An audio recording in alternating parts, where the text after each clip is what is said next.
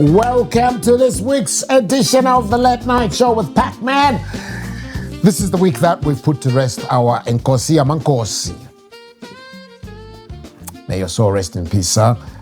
Respect to our King Mpezeni, who passed on and who was put to rest this week. To all my Ngoni brothers and sisters, sincere condolences on our loss. Bayete Nkosi Amankosi. Bayete. We are so excited. We are introducing a segment to the Late Night Show with Pacman. The segment is called The Kings and Queens of Voices. We want to see who else can mimic like the way I do. You know what I'm saying? The way I mimic different characters.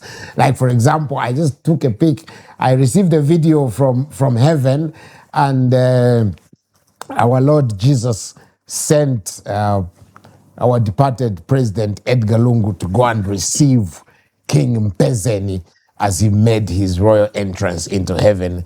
And this is what happened. Edgar ECL, I'm sending you. Go and meet your King Mpezeni and bring him to the throne. Yeah, thank you very much. But my lord, do you think it is appropriate for me to go? Because there's still some issues with me down there. No, it's okay. So let's find out who else can mimic. Can you do voices like that? We have someone, I discovered someone, and he's with me here in the studio. He can actually do mimic. He can actually do mimicking. Stonewall Chan.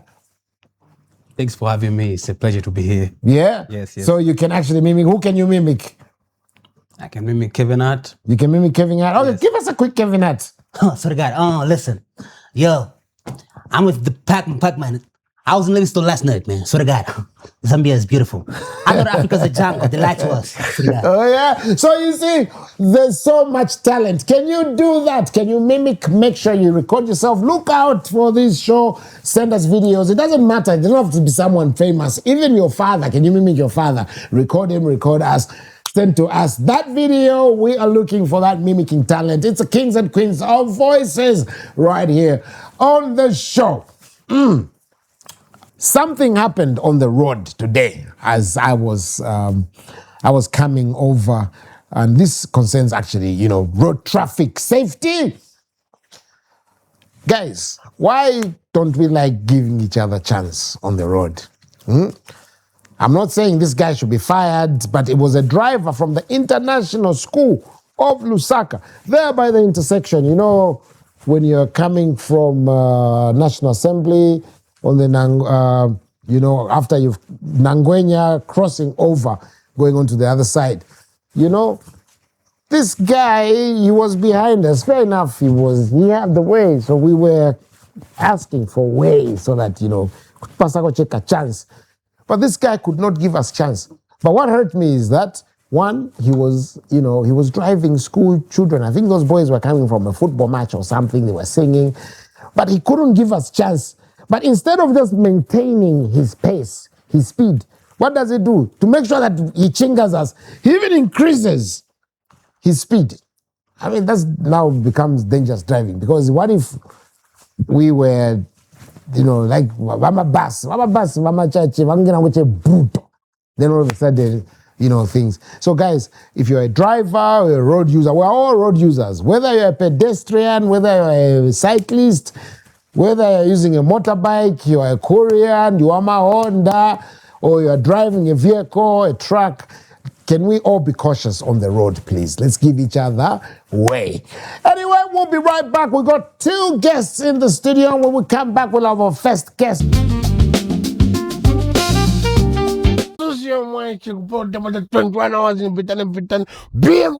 TV. But 21 hours perfect with the button of Pacman watch on the late night show now. Pacman will be back.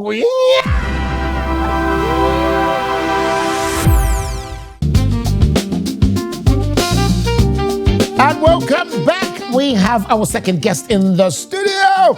Second guest, I'm biased, obviously. This is my young sister. I've seen her grow up. She's doing amazing things. Our second guest today is Chadzanso Mwenda, a.k.a. Juvie. What's up? Hey, what's going on, Juvie? Please allow me to just honor you for a few minutes. I am so humbled to be in your midst. I mean, I know you're my elder brother, but some of us are laying in the beds that you made, starting with Kabanana and different shows back then that we were in primary school, wanting to be on TV, and I'm here because of people like you. I am so humbled, Juvie. I mean, and I'm so proud. Thank you. You've cracked into Nollywood. Thank you so much. I beg. It's not easy. No, hey, it's not. It's not for easy. a Zambian chick to go all the way to Lagos and find her something. Hey! Yeah. So you're hanging out with guys like Kanayo. He didn't want to sacrifice you. No. I've heard that there's a Zambian girl. Her name is Juvie. Chadzanso Mwenda. Can she come over here? Make sure you bring her at midnight. Yeah. Oh, wow. Yeah. No, thank you for having me. It has been a journey. And I just give all the glory to my Lord and Savior, Jesus Christ. Awesome. I would not be here without my faith. Yes. I've been in the industry for what, 24 years? 24, yeah. I started when I was really young. And like I said, it's because of people like you. I mean, Fred Peary opened the door for me into this industry. Banknotes, yes, the legend, Banknotes himself. And then I met you and Carlos and everybody else, INF, Ombani, you know. Sniper.com, yes. Chila, pencil, man. Those, yes, you know, Chambers, may his soul rest in peace, you know. I think it's important to acknowledge the people that went ahead of us. This business of saying I'm self-made, I did this on my own, nobody is self-made. No. There's either someone you were watching or someone that held your hand. I always say behind Chadzanso is the Peary sisters, you know, Kathy and Mary and Anna and Natasha. You know, people like that just made me believe that this would be possible. My mom, she was such a liberal human being. It's so funny when I was in primary school, my mom used to say, "Ukaya ku Nigeria. Ukaya acting na Genevieve Naj. Liz Benson." I was so young in 3rd grade. I'm like, what is this woman talking about? Does she know how far Nigeria is? We are in Kabwe. I was born in Kabwe, raised in Kabwe. And every time I'm going to school, because I used to love Raquel from No One But You. I just thought I was Raquel. I wanted to be on TV because of Raquel. And my mom would say, you need to look at women like Liz Benson. Look at women like Cicely Tyson. You know, we have our own representation. You don't have to look at the West to be able to believe in this dream. And here we are. So parents should definitely believe in their children. Speak it into their lives, you know. Yes. My mom really used to support me. She used to play Oprah. She would bring a cooking stick. Look at me now. That's so magical. May her soul rest in peace. I hope she's proud of everything she's that looking I'm down doing. right now. So, I mean, give us a background. I mean, your background. Yes. You say you were born in Kabwe, your early days, schools, what, say. So I was born in Kabwe General Hospital on the 13th of August. I'm the youngest of 2 girls. My father died pretty early on, in 91. May his soul rest in peace. So I was raised by a single mom. Definitely, you know how it is. Community has to help the single mom. So we'd spend time with my grandparents. We'd spend time with my uncles on my dad's side. My dad, my junior father, Jeff Mwenda. You know, just everybody chipped in. Auntie Wupe, everybody has been there for us. And I went to several different schools because my mom used to move between Kabwe and Lusaka. So I went to Jacaranda Primary School in Kabwe. I went to Caritas Convent. I went to St. Columbus, came to Lusaka. I went to Jacaranda. I think we only used to do like a year. It's like 1 year for every new school for, you know, because mom was always back and forth. I understand now myself being a single mom. I understand how maybe not so easy it was for her to bring us up. You know, she was widowed really young. Really young, yeah. So, yeah. And then I went to art school. I went to Teveta. before I went to City Varsity in Johannesburg, South Africa. I spent some time in SA. That also helped because I did some internships with Channel O, Hype Magazine. Yes, Back to the City was a very big concert back then for these hip hop artists.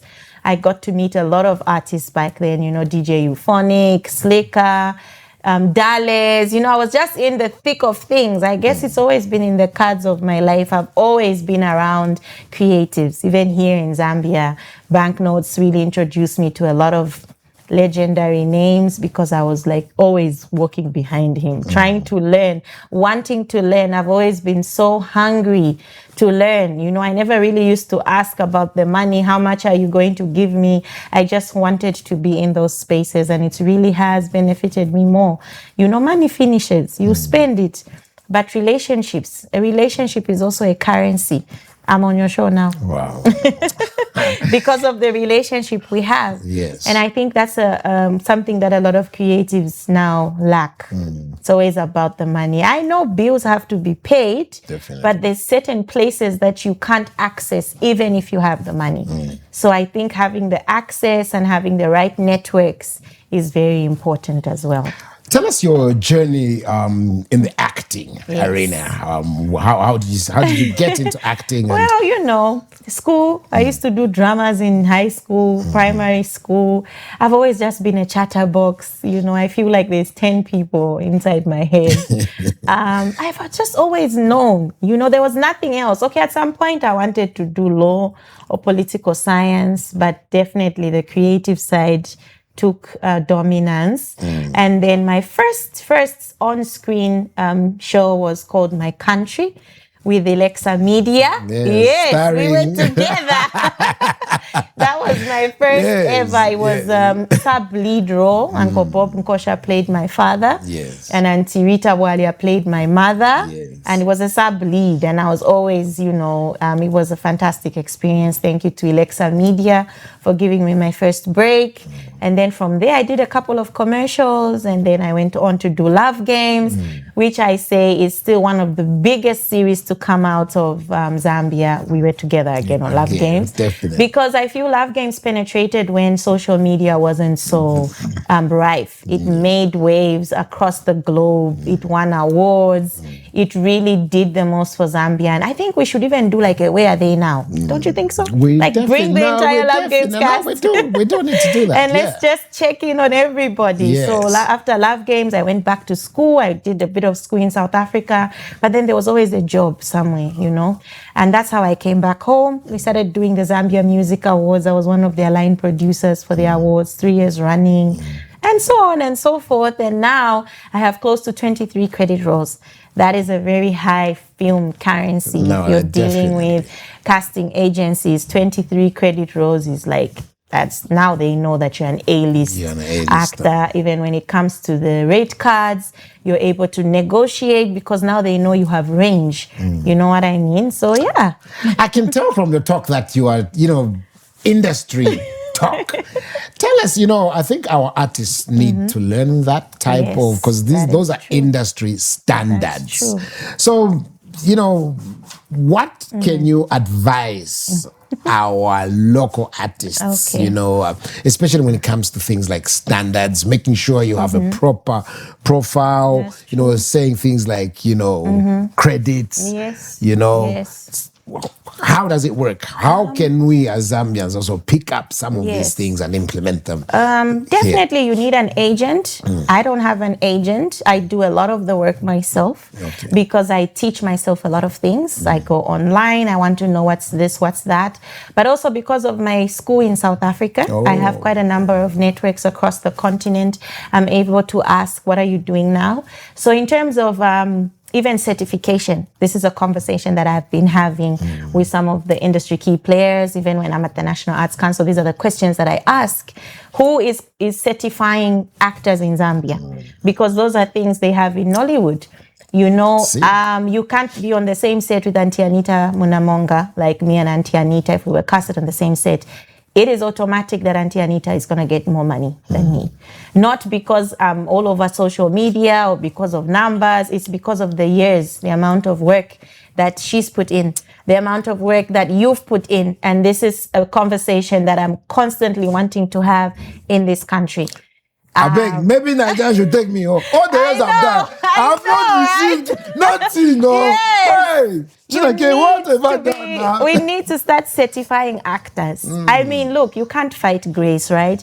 If someone came 2 years ago and by the grace of God, they've blown up, it is a good thing, but you cannot take away the fact that we've been here putting in the work, putting in the time. So that is something that needs to be professionally done. Who is gold? Who is platinum, who is silver, you know, that also definitely helps producers rate the cards better so that everybody can get a fair pay. Because a lot of you started at a time when you weren't getting paid. And this is why I said earlier, we are sleeping in beds that you made and we lack that acknowledgement. We lack that honor to just walk up to you and say, hey, thank you. I'm here because I believed in you. And you weren't doing it because of money.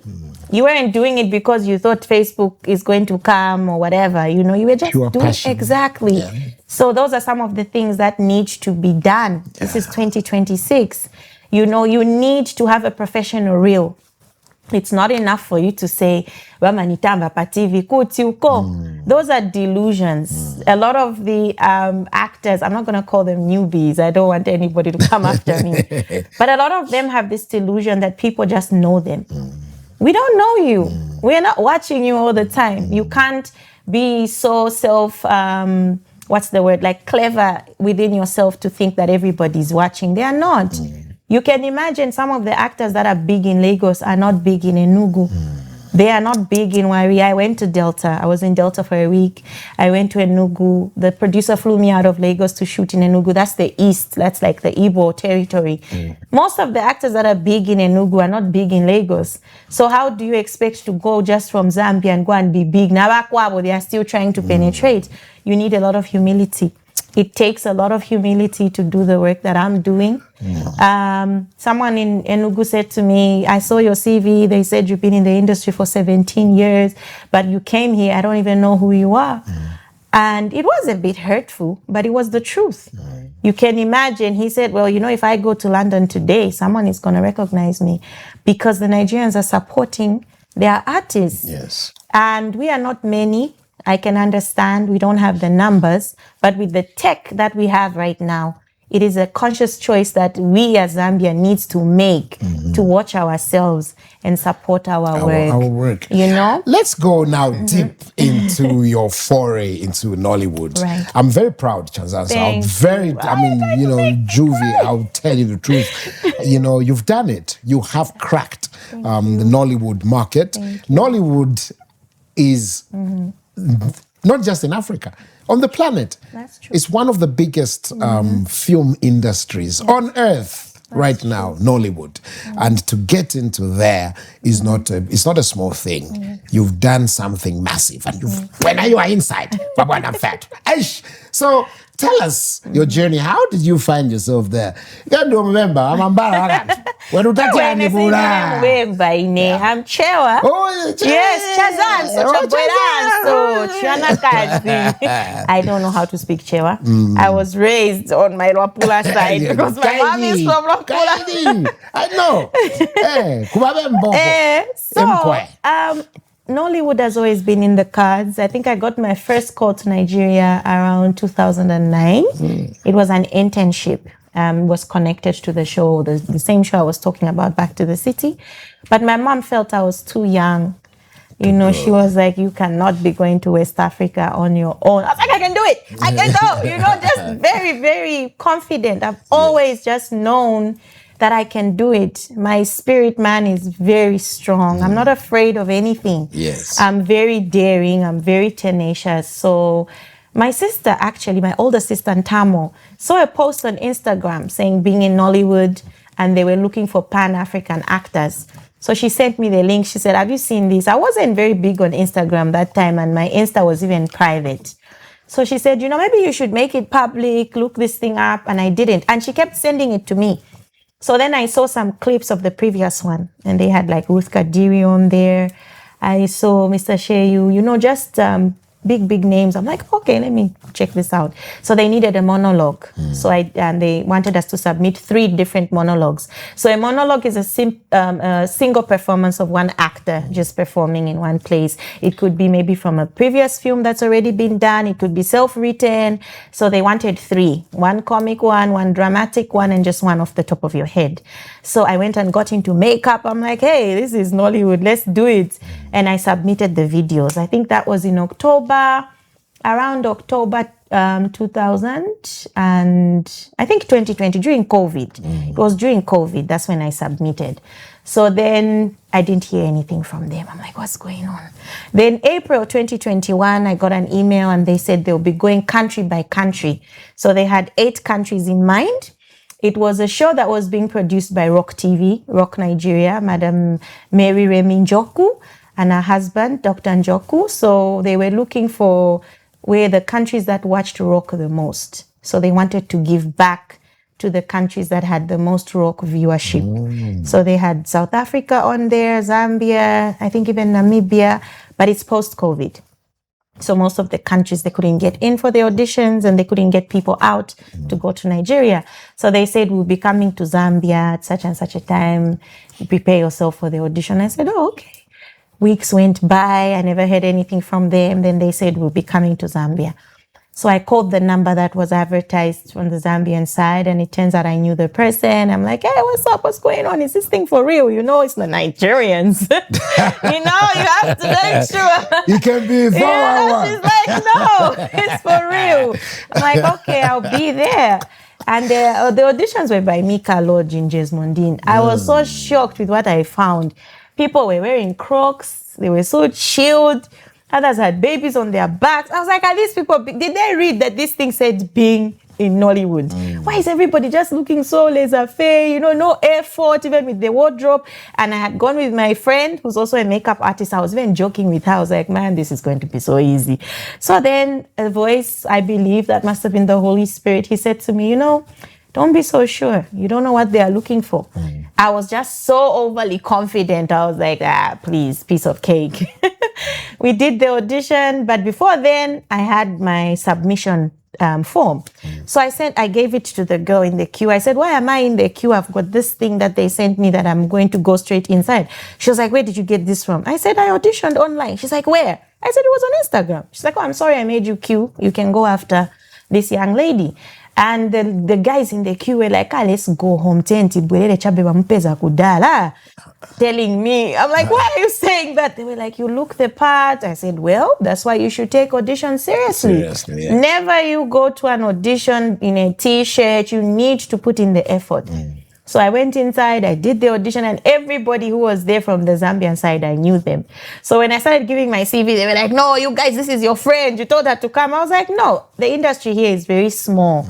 So it's very likely that even when I get on a set, we'll definitely know each other. They were like, oh, okay. Do you have a passport? I had my passport. I carried it. I just put it out of my mouth. Like, it's here. They laughed. They were like, you're so prepared. I said, I am. I've been waiting for something like this. To cut the long story short, they didn't pick me. That was that voice. I was like, girl, you need to calm down. I was like, who did they pick? They were like, no, we can't tell you that. You have to wait for the show. I was so mad. I cried. I told God, I said, who was more prepared than me that you decided to take there? I said, anyway, it's all good. Went about my business because I've been trying to do a talk show for the longest period of time. So I continued doing my research on what I need for this show. Fast forward to crossover service from 2021 into 2022. So everything took time. There was a lot of months and weeks in between of no communication. I get a call. I see a Nigerian number, but I have a lot of Nigerian friends. My oldest daughter is Nigerian, by the way. I have a Nigerian child. So I'm thinking maybe it's one of my friends in Nigeria. I'll call them after the service. But they keep calling me. So I go outside and I pick up and she's like, hi, I'm calling you from Rock TV Nigeria. There's been an issue with the contestant we picked. They're unable to travel. We would like for you to travel to Nigeria next week. Oh, wow. I'm like, no. Because I'm still mad. I'm like, I'm not, that's impossible. I'm a mom, I have a son, he's 14 months old. I can't do it. She's like, did you hear what I said? I said, it's Rock TV. I said, I heard you. But I don't do second best. You made your choice. I was so emotional. I was so mad. I went back to church, finished the service. On my way home, she sent me a message. She's like, I really think you should do this, I'm going to send you the contract, look at it. And then I'm like, okay, Chadzanso, whatever is meant to be, stop whining. Let's do this. I wasn't even sure about the accommodation. We started preparing, my sister and I, we started putting money away. I think we put close to $5,000 in like a space of 2 days. We're like, how much do I need? Then she says, no, you're going to be accommodated. We're going to pay for the flight. We know you're coming from far. You just have to take care of your groceries and stuff like that. But most of the things are going to be covered. I'm like, wow, let's do this. I'm coming. What do I need?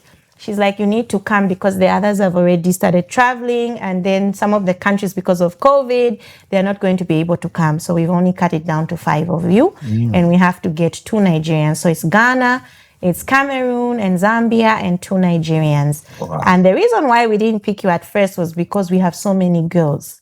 So it's nothing personal. The first gentleman was from Zambia, but he can't travel. We didn't come to an agreement. And then you were in the top 3. The second one, I think she was in uni. So her dad said no. That's how now they came down and came back for me. I'm like, okay, I guess it was meant to be. So tell us your experience in Nollywood. I mean, how has it been? Tell what programs have you featured on, what movies, and also the awards. I mean, you've even won awards. Yes. So the first time I went was in 2022 for the same show, Being in Nollywood. It's a reality show, something like Big Brother, but for actors. So we had 26 episodes of that. That is a lot of screen time in Nollywood, a lot of exposure.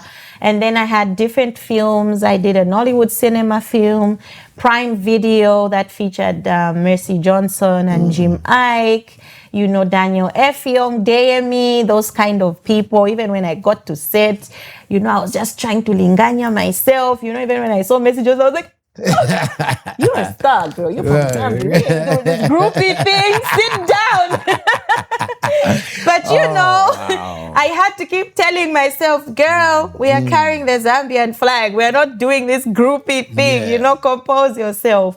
But everybody was so chilled. They don't have any insecurities. They don't have any complexes. They are so big that they don't care about who else is in the room.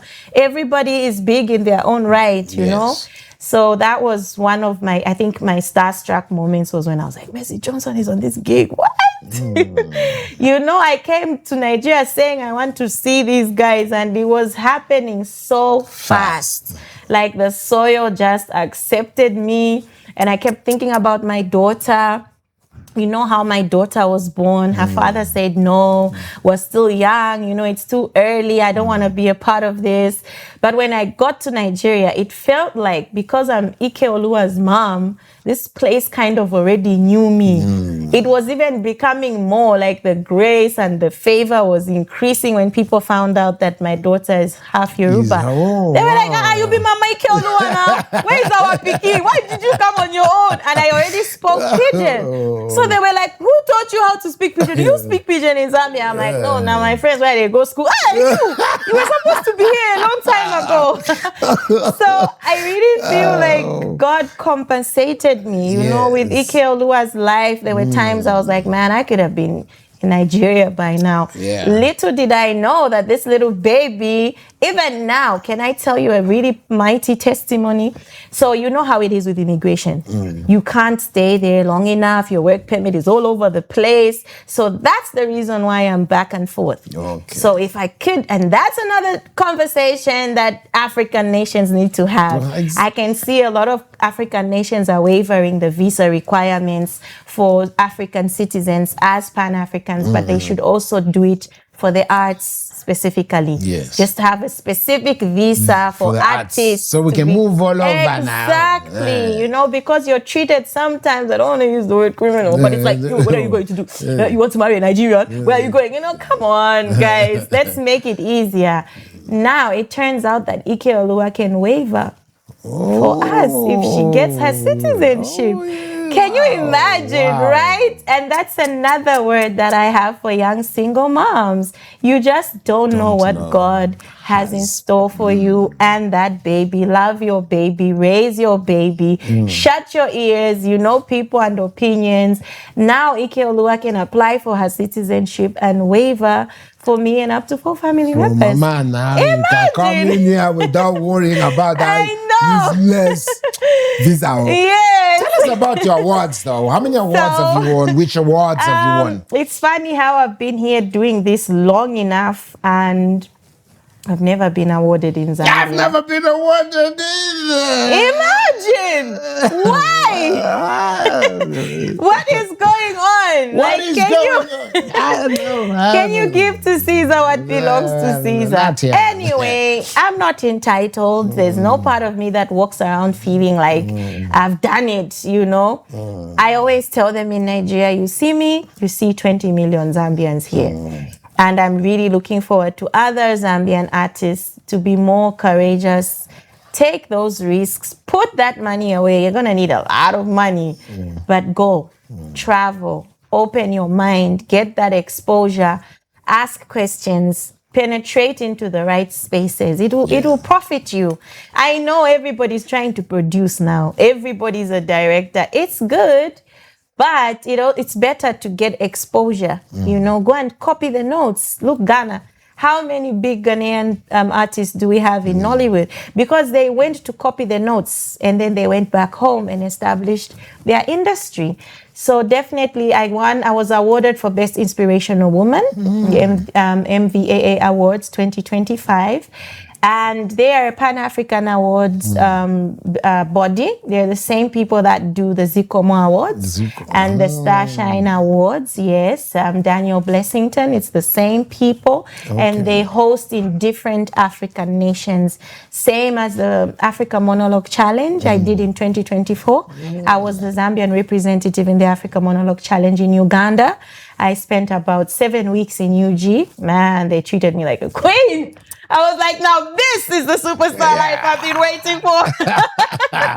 Amazing. Yes, everything was paid for. All I needed to do was pay for my flight, but the accommodation was covered, all the meals for 7 weeks. We went to like 5 different provinces in Uganda. It's been amazing. And I was even shaking. I was like, this is what it feels like to win awards. At my table, everybody's name was being called. I was like, please, God, don't put me to shame because I'm the only one who's not telling anything, please. Just as I was thinking like that, they called my name and they said, you know, we see what you're doing. It's not easy for a woman to leave home, leave her babies behind. This is really amazing. And it's the same time that we lost Auntie Wanga. May her soul rest in peace. And I was saying to myself, I need to say, this is my first award. I need to say, I've never done this before. I literally heard the Holy Spirit say, you're not going to say that, girl. You've been doing this for 24 years. But you're going to honor Auntie Wanga. Say something about Wanga. Let her go in peace. You know, she also, in a way, hasn't really been honored to her magnitude. So this is her moment. But I'm going to do something else for you where you can now talk about yourself. Just as that thought left me, they even called my name. And I quickly just said, this is dedicated to Auntie Wanga. She's a queen of the industry, a screen goddess to us. Rest in peace, Auntie Wanga. We have a very big funeral back home in Zambia. I was trying to hold back my tears. I got goosebumps. It's like Auntie Wanga was just like, thank you. Very, very emotional moment, you know, and I believe that God is ever present. You know, Auntie Wanga was a very prayerful woman. Too much. She's a woman that really dedicated her craft to her God. And I was so amazed when I got off the stage. I was like, what just happened? But hey, obedience is better than sacrifice, right? Definitely. So, but how do you feel not being appreciated as much? Well, before, I used to feel some type of way. I was like, my name is Chadzanso Mwenda. I've been here. I've been doing it. But also, like I said, it takes a lot of humility. Because I want the world to see Christ through me, not necessarily just my work. I want you to know that a lot of what has come to me is because of my faith. Of your faith. Exactly. Tell us more about your, You know? as we wind down the interview, tell us more about your faith and your journey in Christ. Yes. So, you know, I was raised, my grandfather was a reverend father. My grandmother was president of the Mothers Union in the Anglican Church. I was raised in a Christian home, but I had a very dark path. You know, it wasn't always like this, you know, and I knew that I would definitely end up at the pulpit at some point in my life. I just didn't know when. So when my mom died, I had to make a very conscious decision. No more alcohol, no more, because man, I could down a bottle of Gentleman Jack. Okay. That was my thing, you know. But the minute I gave my life to Christ, things just opened up. Even as I'm speaking right now, I'm here at home. I'm getting casting calls from Lagos, scripts like, girl, you didn't tell us you've gone. Why don't you tell us when you're leaving? So that when I go back, I don't even sit around the house for like a week. I'm getting casted. So I found that whatever it is that I was waiting for, I was just wasting my own time. Now that I decided to just take everything and take it to God and say, you gave me this talent. You said something very powerful earlier, that as an artist, your work only ends when you take your last breath. And sometimes we feel like giving up, like you're saying, you're not being appreciated. People are not talking about it enough. But are you doing it for the audience? Are you doing it for yourself? Because you have to fulfill your purpose. And you have to keep working even when the world is not clapping. It's not clapping. Yes. Chuvi, I mean, this is such a magical moment. Thank you. I mean, being on set together, seeing my young sister making it. From Love Games Wow. and My Country, even the ZMAs, we've done so much work together. Much. We need to rekindle that. Amazing, Chuvi. Thank you so much for gracing us with your presence on the Late Night Show. Thank you for having me. Zambia Kuchalo. Zambia Kuchalo. We're looking and we wish you a safe trip back to Lagos. I'm looking forward to some more projects. Yes. That was our second guest for tonight, Juvi Chadzanso Mwenda, doing a thing right there in Hollywood. Ujofi and Feto. We'll be right back. Hey, yo, what's up, ladies and gentlemen? I go by the names of Frankie on this one, yeah. And you're watching The Late Night Show with Pacman on BMTV.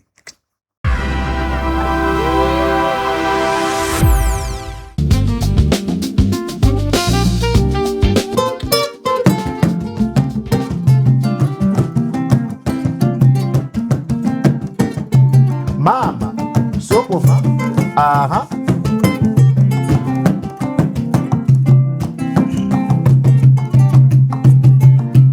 Utemwe umushi upate mfumu Pyanango Apyana na mavala Teti utemwe umushi upate mfumu Pyanango Apyana na mavala Teti utate mulenga utemwa kalindula Pyanango Apyana na mavala Teti upate mwila utemwa kalindula Pyanango, apyana na mavala, iwe pyanango, pyana na mavala, pyanango, apyana na mavala, pyanango, pyana na mavala, pyanango, pyana na mavala, teti upate mwira, utemwe akalindula, pyanango, apyana na mavala, teti upate mulenga utemwe akalindula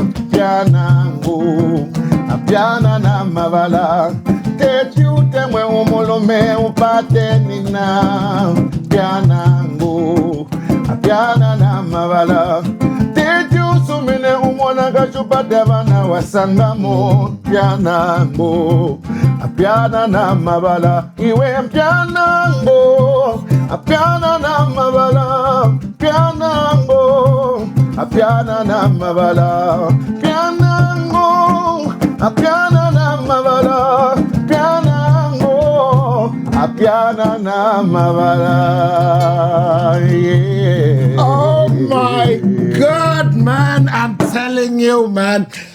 Oh, you know, it's like so much energy. It's just, I've just been.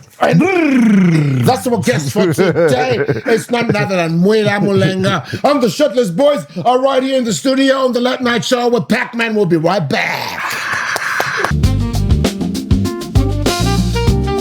And welcome back. This is the Late Night Show with Pacman, obviously on BMTV channel 114 on the Top Star Bouquet. Our guest for today, Mwila Mulenga. I don't even, goosebumps. What you're doing is just amazing. I think this is a new frontier of music. I am so proud to be a Zambian, and I have so much hope because I know that our arts are being preserved, and this. I don't know what to say. That was amazing. Thank you. Thank you so much. I'm also humbled to meet you. I met you on TV when I was very little. When we only had ZNBC. Yeah. And you were my favorite actor. I remember one scene when you and the PS almost got into a fight in Banana, and I was like, man, one day I want to be like this man. Oh, wow. And I think I've made it in life because now I'm, You know what I'm saying? Yeah. Oh, but to be very honest, before we get into it, I really want to lift my hat off for you, Mwila. You've done so much. Thank you, sir. This stuff that you are doing, this new work that you're doing, like the sample that you gave us, that's amazing. That's real art. Yes, sir. I'll be very honest. I'm very much as I obviously support the new. This is the real stuff. We need to keep the culture alive. Exactly. This is what we can export and proudly say, look, this is from Africa. Absolutely. Because a lot of stuff, when they say, okay, from Africa, they're like, this is just in their language, but basically it's the same thing. Yeah, so but there's no cultural exchange. Exactly, yeah. So this is some Fela Kuti stuff, yo. That's right. Brilliant. Okay. Me like Fela Kuti. So let's dive into today's program, Mwila. You've been doing voice, covers in a lot of places, Bojangles, Urban Masai, where you're now resident. Yeah. You've been, you've built your brand. Yeah. You're a social media influencer with so many followers. Yeah, driving a Benz, so you know what I'm saying? So, the Bentley. Tell us who Mwila Mulenga is, and how you rose to be where you are today. Okay, firstly, I don't know where I am right now today because I think I'm still climbing. I don't know where I've reached, if I'm there or there or there, but I know that I'm somewhere for me to have been invited here. So Mwila Mulenga is a simple guy born from George Compound. You know George Compound? Yes. I was born in George Compound, but I lived between Matero and George Compound. There's a compound called Bridge. Then I grew up in Matero. That's where my mother and my grandmother raised me. And from there is when I discovered that I can actually do music. And I started off with immediately after school. I went to look for a job in the bar at Uncle Joe's pub, where people like Chucks used to play there. I used to be the drummer there. So I would just go there, watch a band, and I'm like, oh, I think I can be there, And somebody recognized the love for music, and they gave me an audition to sing an R. Kelly song. And R. Kelly happened to be my favorite of all time. So it was easy for me to execute. And from there, I started learning as a young recruit in the band, the Impact Band, was raised by people like Chenge. I don't know if you know him. Chenge, David Kasochi also has a band, But before that, we passed through music crossroads, got to get the experience from people like Sir Jones, Shakarongo, veterans musicians, anyway. And I think that's the reason why I'm able to even possess what I can possess now, because of the many people that I've had to pass through. Yeah, and Impact Band was like a school for me. and I decided to go to the Copper Belt, where it was very lonely, because on the Copper Belt there may be so many bands, but there are fewer venues, you know. And so I created something that I'd never seen before. I started off with some karaoke covers here and there, up until a time when I said, look, time for me to just do me, you know. And yeah, the rest is history. I've just been up and about, trying to figure out what I can do. There's so many stories, but I would like to summarize, you know. So do you remember the R. Kelly song they asked him to sing? Yeah, Storm is over. The storm is over. Yeah, Storm is over, man. Nice one. So I always thought you were from Copper Belt, because I used to live in Kitwe, so I think we used to find you at Bojangles all the time. So, but a lot of people actually thought you're from the Copper Belt. Yeah. But even your mannerism got to your Copper. How come you? Yeah, for 11 years. Wow. 11 years, you know. So I think I'm more Copper than Lusaka. Yeah, even myself. I actually find peace when I'm in the Copper Belt. You know, that garden court, everybody knows each other. You know, people like us, we don't even buy anything when we're on the Copper Belt. Yeah, you know what I'm saying? Tell us more about your experience as an artist. Where have you visited? Have you gone out of the country to perform? No, I haven't been out of the country. Okay. Yeah, I haven't been out of the country because I've had opportunities, you know. I've had opportunities to travel to the Congo. I've had opportunities to travel to SA. I've had opportunities to travel to the US. I've had opportunities to travel to Australia. I just didn't. It's like, the funny thing about me, it's like I'm famous without hit songs.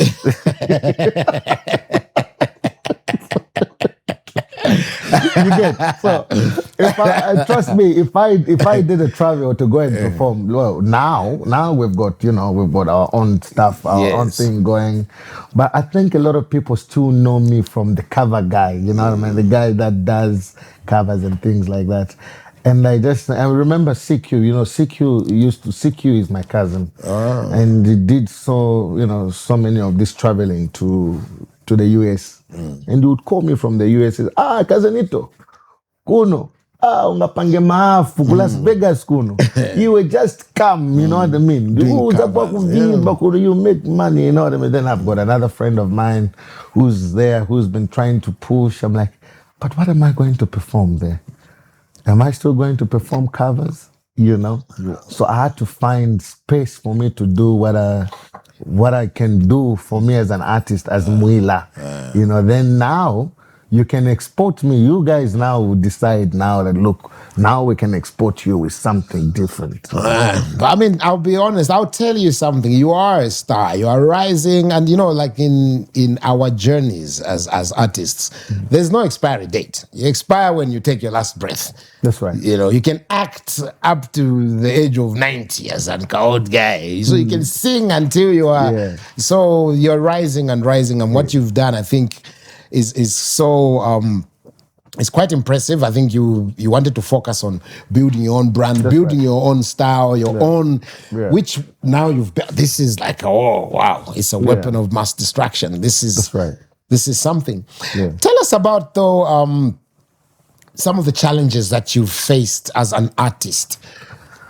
There hasn't been the challenges. The biggest challenge that I've had to face over time is these guys. The band, you know, it's a lot more. It's easy to form a team of individuals. It's the most difficult thing to put them together. You know, for them to sync because they are coming from different homes. You don't know Mr. Chucks where he's coming from. If he and the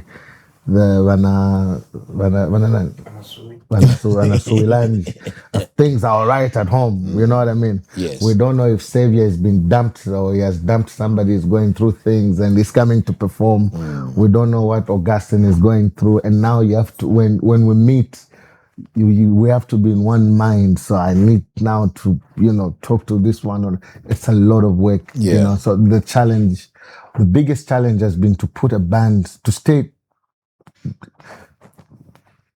Together for a long That's time. been yes, but we're trying. When we've been trying, they're not the first guys.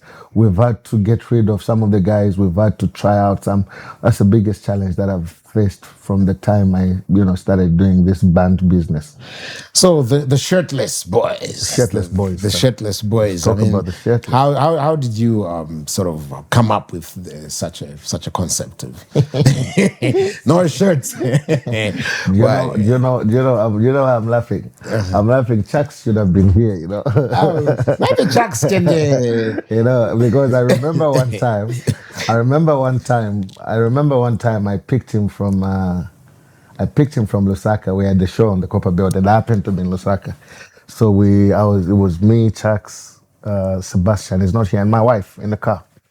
And I was giving them the vision about the shirtless boys. And I even told them, look, there'll come a point when we'll be doing interviews and they are going to ask about such questions. Remember? This is it now. The dream now. Believe when I say something is going to be done, it's going to be done. Yeah. So I gave them, now we didn't get like a book, my guy. I was like, look, we've done covers. For how long are we going to sing other people's songs? We need to start doing our own stuff. And mind you, I was already doing those to my R&B, I'm like, firstly, that music is expensive to promote. Secondly, it's not our culture, When was the last time you heard the Kalindula, song on radio? So I know it's been a long time, And I just said, guys, let's do something traditional and let's add some R&B feel to it, And I kept on talking about it. But before that, I remember we were having a rehearsal in the studio. And it was very hot. It was very hot in October, And I said, guys, let's take off our shirts. Are you not feeling hot? And we took off our shirts and, we're just singing.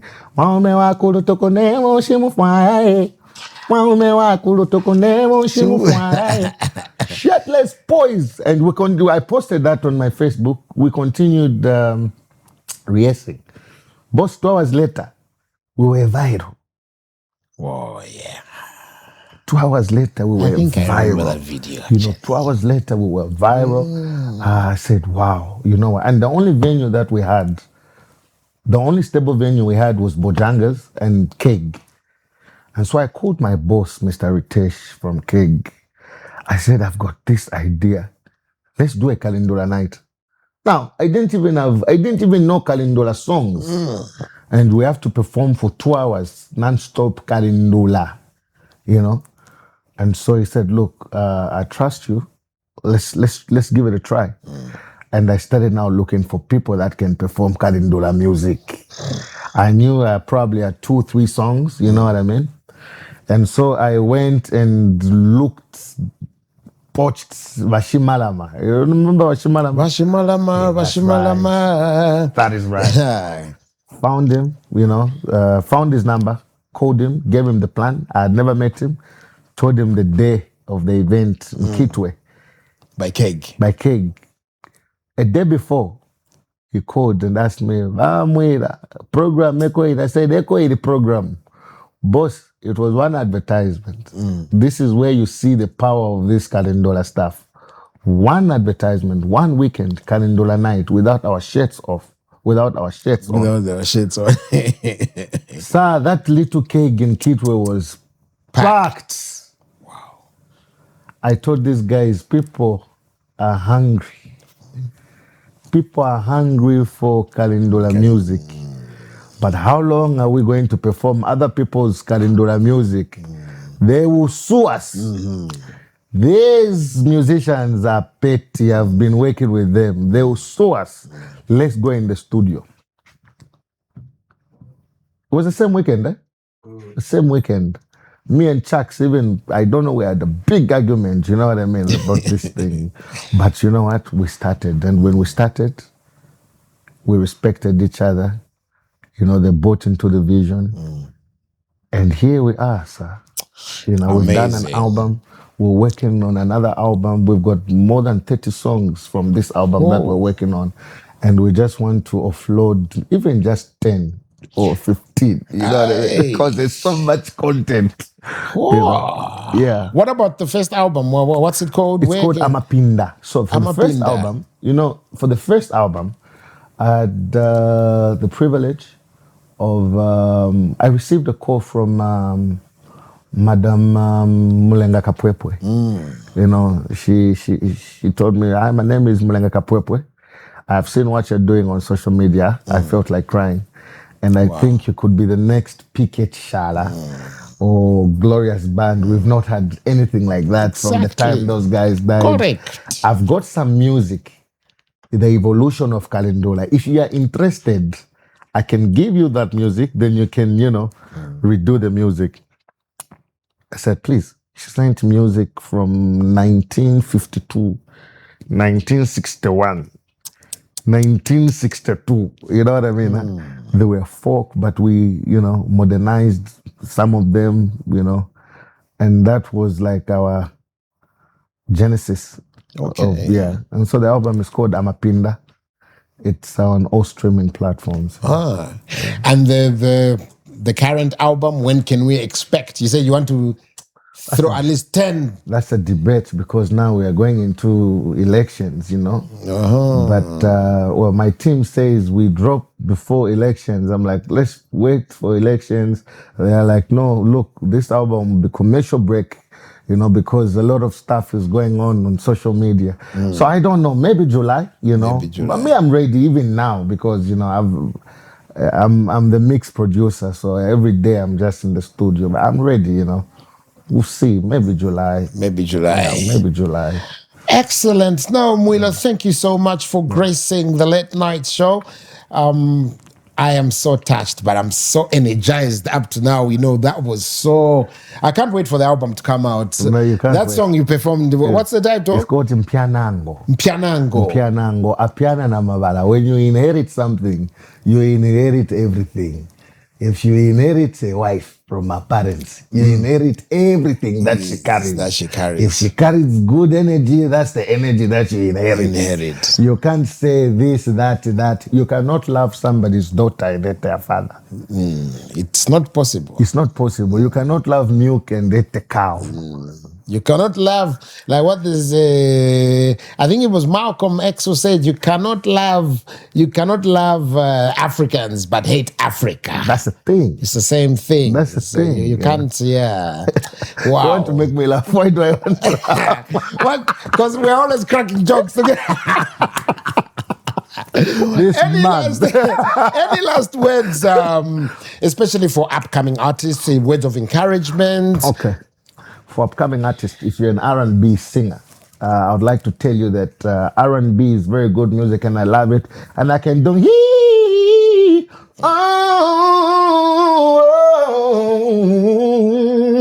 but this is not going to put food on my plate.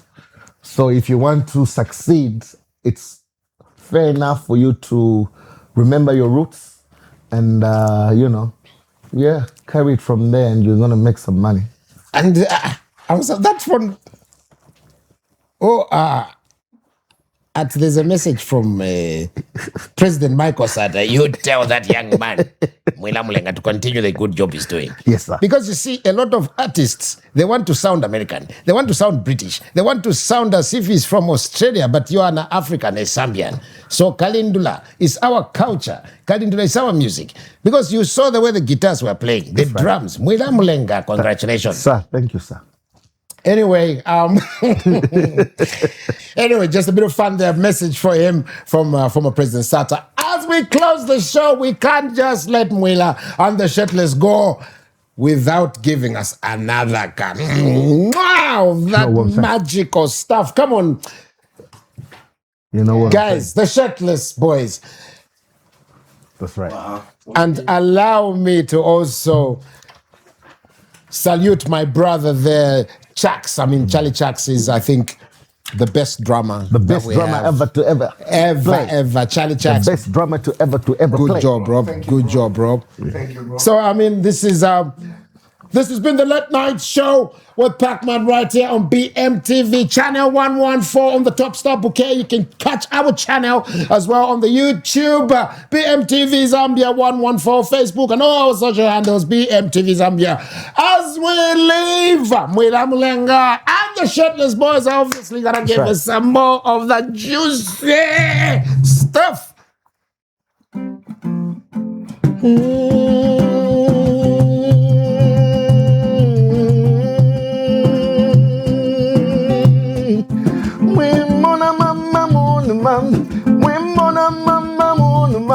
Nena fialo yo mwana, nena fiale imbeka.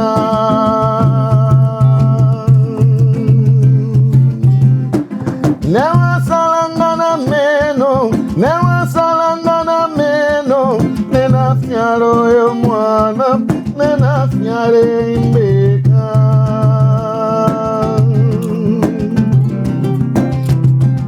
Kashu kufiala nintambi, kashu kufiala nintambi, nena fialo yo mwana, nena fiale imbeka.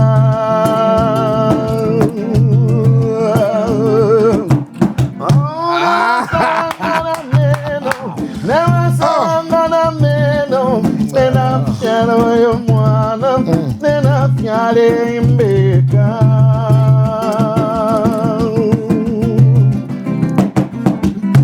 Mwimbona myunga munu mam, mwimbona myunga munu mam, nena fialo yo mwana, nena fiale imbeka.